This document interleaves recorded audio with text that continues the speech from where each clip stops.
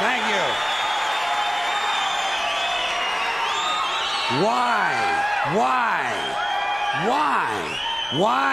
Why is it that most of the people who are against abortion are people you wouldn't want to fuck in the first place, huh?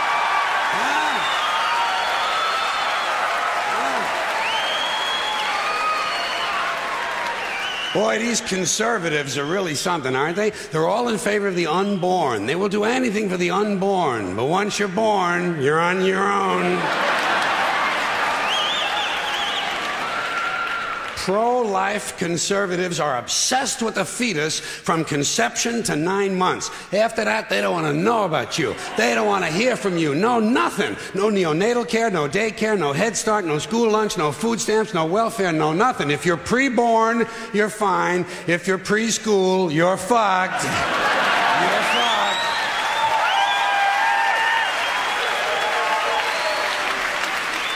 Conservatives don't give a shit about you until you reach military age. Then they think you are just fine, just what they've been looking for. Conservatives want live babies so they can raise them to be dead soldiers. Pro-life. Pro-life. These people aren't pro-life, they're killing doctors. What kind of pro-life is that? What, they'll do anything they can to save a fetus, but if it grows up to be a doctor, they just might have to kill it? They're not pro-life. You know what they are? They're anti-woman. Simple as it gets. Anti-woman. They don't like them. They don't like women. They believe a woman's primary role is to function as a broodmare for the state. Pro-life. You don't see many of these white anti-abortion women volunteering to have any black fetuses transplanted into their uteruses, do you? No, you don't see them adopting a whole lot of crack babies, do you? No, that might be something Christ would do. And you won't see a lot of these pro-life people dousing themselves in kerosene and lighting themselves on fire. You know, morally committed religious people in South Vietnam knew how to stage a goddamn demonstration, didn't they? Huh?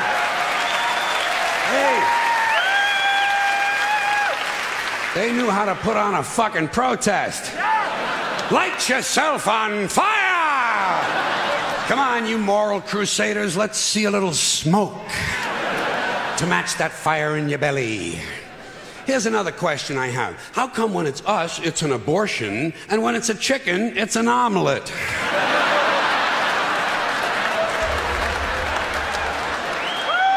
Wait.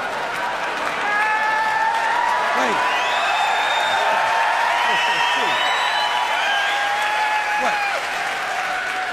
Are we so much better than chickens all of a sudden? When did this happen, that we passed chickens in goodness? Name 6 ways we're better than chickens. See, nobody can do it. You know why? Because chickens are decent people. You don't see chickens hanging around in drug gangs, do you? You don't see a chicken strapping some guy to a chair and hooking up his nuts to a car battery, do you? When's the last chicken you heard about came home from work and beat the shit out of his hen, huh? Doesn't happen. Because chickens are decent people. But let's get back to this abortion shit. Now, is a fetus a human being? This seems to be the central question. Well, if a fetus is a human being, how come the census doesn't count them? If a fetus is a human being, how come when there's a miscarriage, they don't have a funeral? If a fetus is a human being, how come people say we have 2 children and 1 on the way, instead of saying we have 3 children?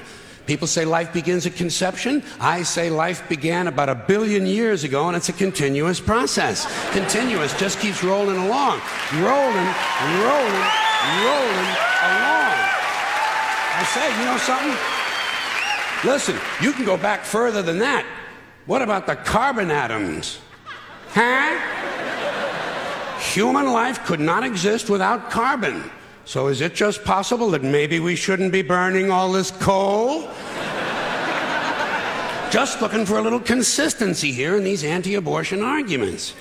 See, the really hardcore people will tell you life begins at fertilization. Fertilization when the sperm fertilizes the egg, which is usually a few moments after the man says, gee, honey, I was going to pull out, but the phone rang and it startled me.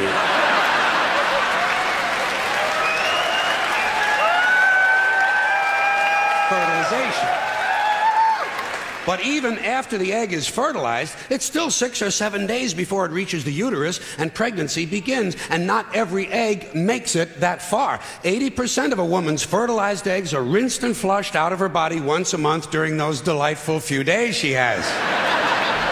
They wind up on sanitary napkins, and yet they are fertilized eggs. So basically what these anti-abortion people are telling us is that any woman who's had more than one period is a serial killer.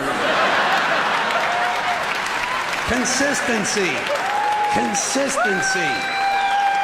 Hey, if they really want to get serious, what about all the sperm that are wasted when the state executes a condemned man and one of these pro-life guys who's watching comes in his pants, huh? Here's a guy standing over there with his jockey shorts full of little Vinnies and Debbies, and nobody's saying a word to the guy. Not every ejaculation deserves a name. Now, speaking of consistency, Catholics, which I was until I reached the age of reason,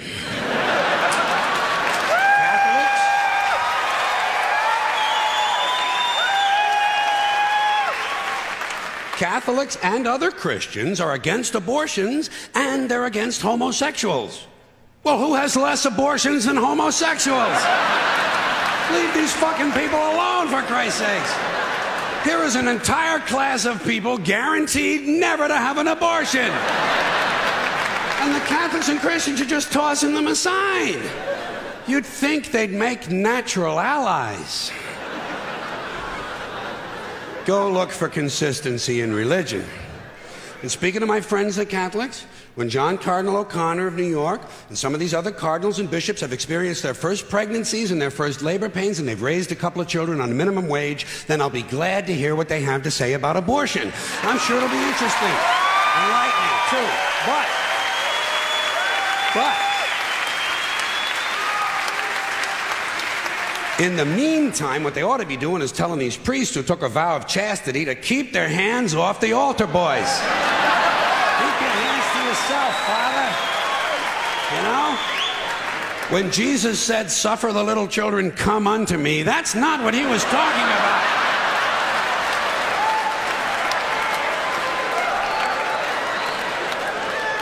So you know what I tell these anti-abortion people? I say, hey, if you think a fetus is more important than a woman, try getting a fetus to wash the shit stains out of your underwear. For no pay and no pension. I tell them, think of an abortion as term limits. That's all it is. Biological term limits. But you know, the longer you listen to this abortion debate, the more you hear this phrase, sanctity of life. You've heard that, sanctity of life. You believe in it? Personally, I think it's a bunch of shit. Well, I mean, life is sacred? Who said so? God? Hey, if you read history, you realize that God is one of the leading causes of death. Has been for thousands of years. Hindus, Muslims, Jews, Christians, all taking turns killing each other because God told them it was a good idea. The sword of God, the blood of the Lamb, vengeance is mine. Millions of dead motherfuckers. Millions of dead motherfuckers, all because they gave the wrong answer to the God question. You believe in God? No. Dead. You believe in God? Yes. You believe in my God? No. Dead. My God has a bigger dick than your God.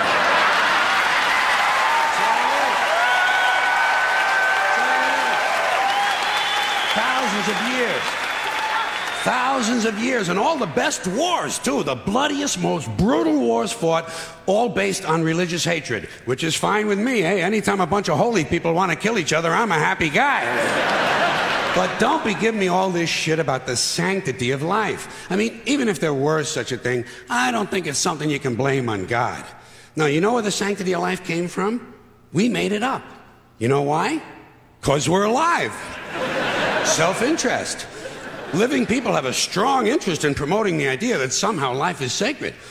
You don't see Abbott and Costello running around talking about this shit, do you? We're not hearing a whole lot from Mussolini on the subject. What's the latest from JFK? Not a goddamn thing. Because JFK, Mussolini, and Abbott and Costello are fucking dead. They're fucking dead. And dead people give less than a shit about the sanctity of life. Only living people care about it, so the whole thing grows out of a completely biased point of view. It's a self-serving, man-made bullshit story. It's one of these things we tell ourselves so we'll feel noble. Life is sacred. Makes you feel noble. But let me ask you this. If everything that ever lived is dead, and everything alive is gonna die, where does the sacred part come in? I'm having trouble with that. Because, I mean, even with this stuff we preach about the sanctity of life, we don't practice it. We don't practice it. Look at what we kill. Mosquitoes and flies, because they're pests. Lions and tigers, because it's fun. Chickens and pigs, because we're hungry. Pheasants and quails, because it's fun. And we're hungry.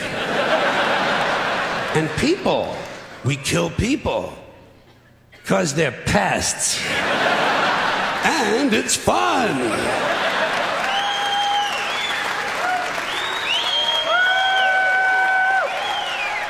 And you might have noticed something else. The sanctity of life doesn't seem to apply to cancer cells, does it? You rarely see a bumper sticker that says, "Save the tumors." Or "I break for advanced melanoma." Viruses, mold, mildew, maggots, fungus, weeds, E. coli bacteria, the crabs. Nothing sacred about those things. So at best, the sanctity of life is kind of a selective thing. We get to choose which forms of life we feel are sacred, and we get to kill the rest. Pretty neat deal, huh? You know how we got it? We made the whole fucking thing up.